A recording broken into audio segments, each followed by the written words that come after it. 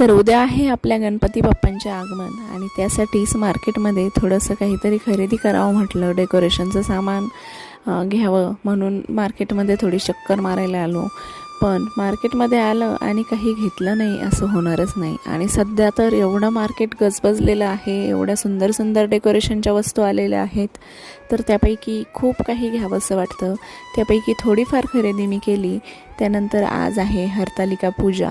त्यासाठी आमच्याकडे गौरी गणपती पण असतात, त्यामुळे मग सगळ्यात अगोदर तर साफसफाई करून घेतली घराची. सगळे जे काही सोफ्याचे कवर, पडदे आणि एक्स्ट्राचे जे कपडे आहेत सगळे आज स्वच्छ धुवून काढले आणि बाहेर वाळायला टाकले. तोपर्यंत म्हटलं घरातली साफसफाई करून घ्यावी आणि हॉल एकदम आज क्लीन करून ठेवला, कारण इथेच आम्ही गौरी बसवतो आणि गणपती बाप्पांच्या आगमनाची तयारी देखील करायची आहे. तर सगळ्यात अगोदर घर स्वच्छ करून घेतलं. त्यानंतर दुपारी आज आहे हरतालिकेची पूजा, त्यासाठी तयारी करून घेतली आणि आता हरतालिकेची पूजा करून घेते.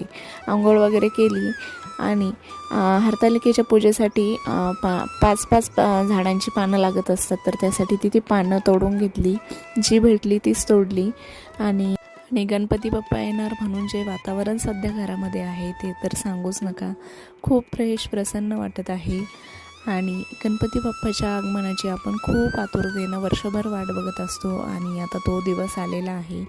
त्यानंतर हरतालिकेची मस्त सुंदर अशी पूजा करून घेतली आणि खरंच छोटीशी जरी पूजा घरामध्ये केली ना तर खूप प्रसन्न वाटतं.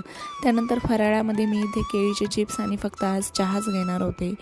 बाकी फराळ मी काही करणार होते. खरं तर फराळावर असं मला उपवास पकडायचा होता, पण आज कामं खूप जास्त एक्स्ट्रा झाली, त्यामुळे मग थोडेसे चिप्स खाऊन घेतले.